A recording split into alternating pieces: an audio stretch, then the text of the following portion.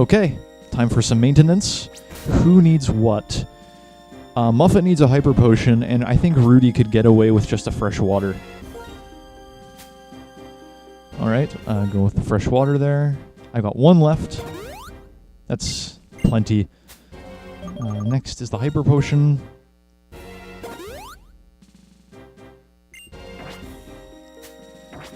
Alright, now, who shall we send in next? I think Black. He hasn't had a chance to shine yet. And I'm going to change that.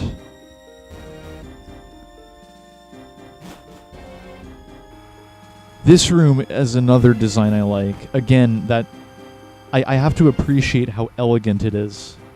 Just like with Caitlin. In fact, this next guy is probably the only one of the 4, or the other 3, that could compete with Caitlin for the title of my favorite Unova Elite Four member. Because he's pretty cool. He's Grimsley, the Dark-type user. Man oh man, what is going on today? Challengers coming one right after another. Pay attention to that, that's a hint. That's a foreshadowing. Well, no matter. I am Grimsley of the Elite Four, and I will fulfill my duty to be your opponent.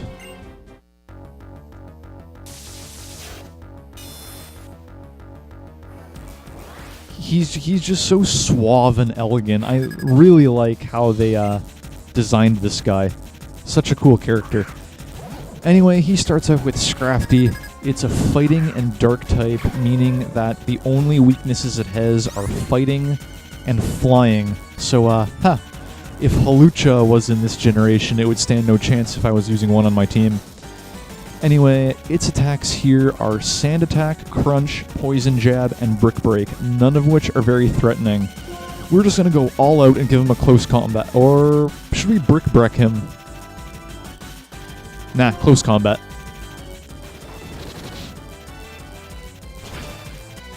Close combat is an insanely powerful attack, but it does have a drawback. It lowers your defense and special defense. Anyway, that's the end for Scrafty. He did not last long, not at all. Liepard is up next. Alright, Liepard. You know what, Black, why don't you take this one too? Okay, Liepard we've seen all the time before. It has Fake Out, Night Slash, Aerial Ace, and Attract. Now, Attract is really the only thing I'm significantly worried about here. Well, that and Aerial Ace, but they kind of work together. It does have Fake Out as well, but because Black has the Inner Focus ability, it's not going to be affected by its flinching capacity. Anyway, I think a Brick Break will be enough to take out Liepard because it is very frail. So predictable, Grimsley, opening up with Fake Out.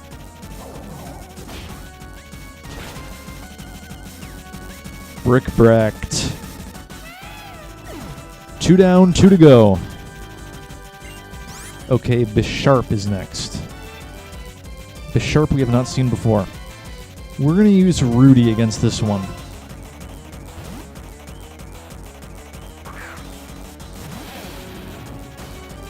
Oh crap, that might have been a bad idea. Intimidate. And Defiant. Oh my god, I completely forgot it had Defiant. Whenever you drop one of its stats, its attack gets 2 boosts. So, yeah.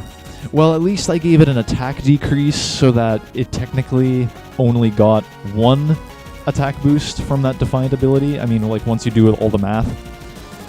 Anyway, yeah, Bisharp. It has X-Scissor, Night Slash, Metal Claw, and Aerial Ace. A lot of coverage there. But it's a Steel and Dark type, so that means a Fighting type move will take it completely out of commission. So, we're going to use Brick Break.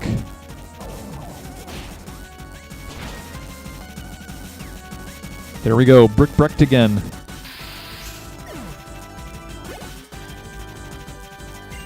And finally, he has his own Crocodile, which, if you're not using a Crocodile on your team, you probably have not seen before. Alright, for Crocodile, I think Malfoy would be a good choice, or maybe Muffet. Ooh. Yeah, I think Muffet. Because she only got to fight that Reuniclus.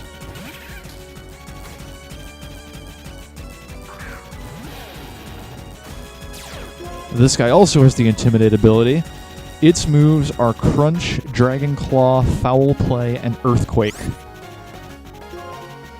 Okay, so Foul Play, watch out for that if you're using a Pokemon with a high attack stat. Otherwise, I think Earthquake serves as the attack you should worry about most. Anyway, a Signal Beam should take care of it because it is not the most offensive Pokemon in the world. There we go.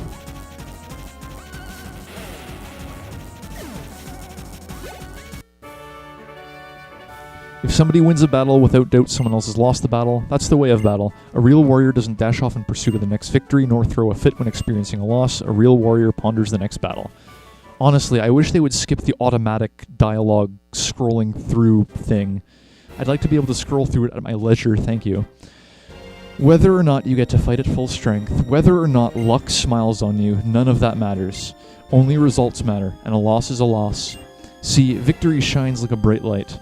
And right now, you and your Pokemon are shining brilliantly. Alright, that's 3 down. Only 1 more to go. Okay, who needs maintenance? Only Black. You know what, we're not even going to bother with that. And why am I exiting out of my party? I need to switch my Pokemon. Rudy, you're in front.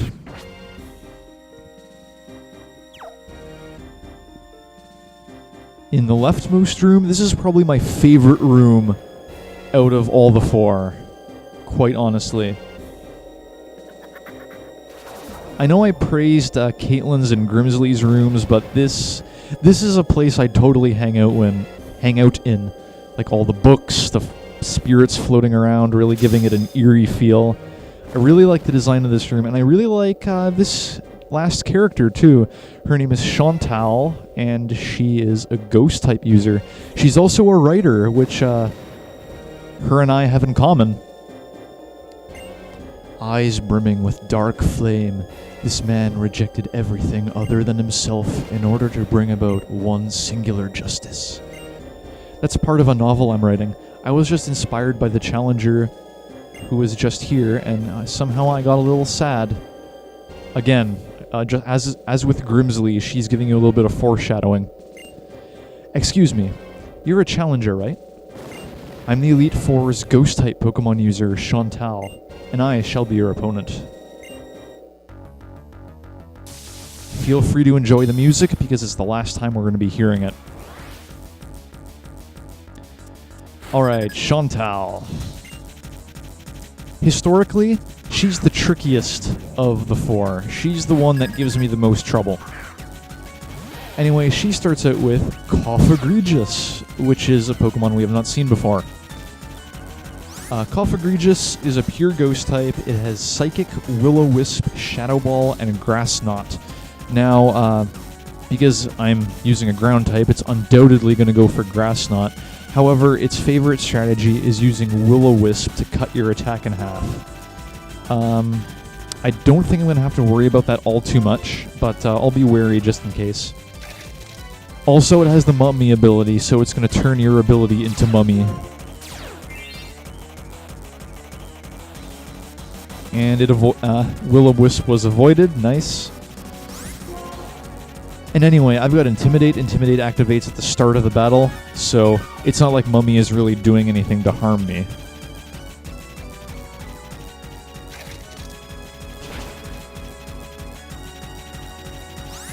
Alright, she's probably going to use another full restore.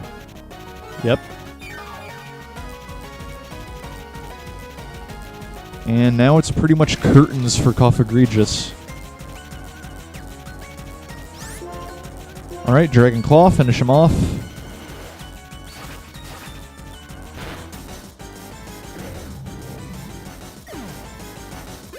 Alright, that's level up for Rudy.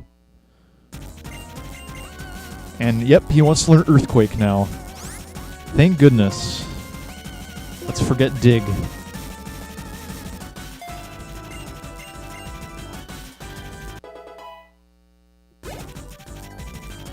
Alright, Jellicent is next. Let's have...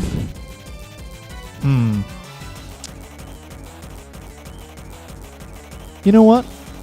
Actually, no, I don't think I should risk it. Nah, I'm not going to. I was contemplating using Petrie here, but I don't think that's smart of me. Okay, let's go with Muffet then.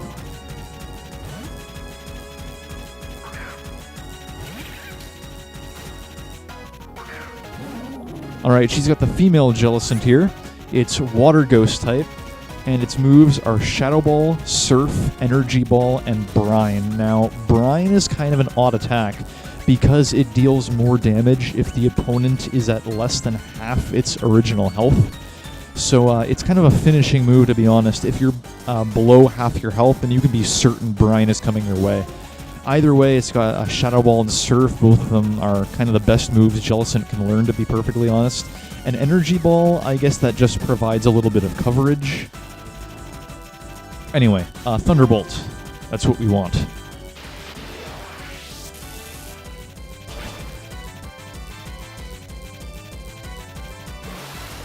Almost, but not quite enough to take it out. Okay, Brine's probably coming out, so just finish things off here. There we go. I forgot, it's got Cursed Body. Thank goodness it didn't do that to Thunderbolt, though. That would have been bad. Okay, Chandelure. This thing I'm actually quite worried about. Okay, let's go with Neptune here. He's probably our best bet.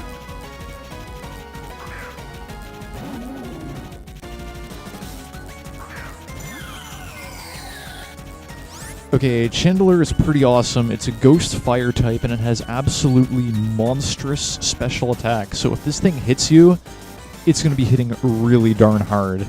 Its moves are Fire Blast, Psychic, Shadow Ball, and Payback.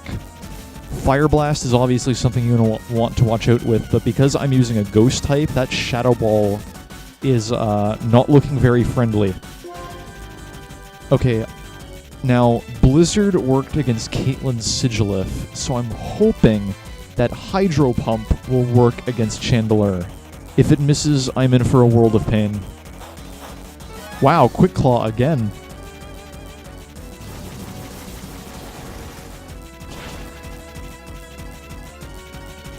It wasn't enough. Almost, though. I highly doubt this is gonna... Yeah, I knew Neptune was tanky enough to take it, but he's not gonna be able to take another one. Okay, come on, finish it off with Shadow Ball. But it's faster. No, Neptune! On the plus side, Cursed Body. Alright, Petrie, you have the honors. Oh, I was so convinced that Hydro Pump would have KO'd Chandelure. Was so convinced. Yeah, Chandelure is the Pokemon that gives me the most problems in the Elite Four challenge here.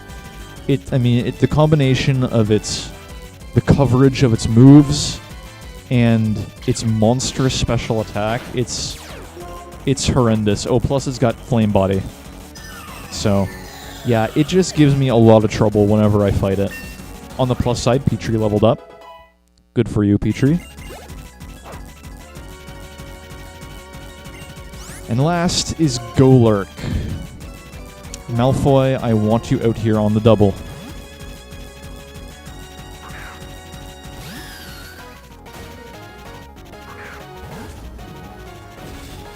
Alright, Golurk is a ground and ghost type. Its moves are Curse, Brick Break, Earthquake, and Focus Punch. Focus Punch is kind of a useless move because it takes a turn to charge up, but if you get attacked while charging, you won't be able to pull off the move. So it's basically a huge waste of time, in my personal opinion. It is not worth using. But Brick Break and Earthquake are both pretty solid moves.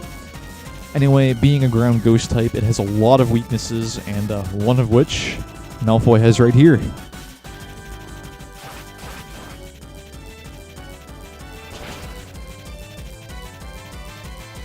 Not quite enough.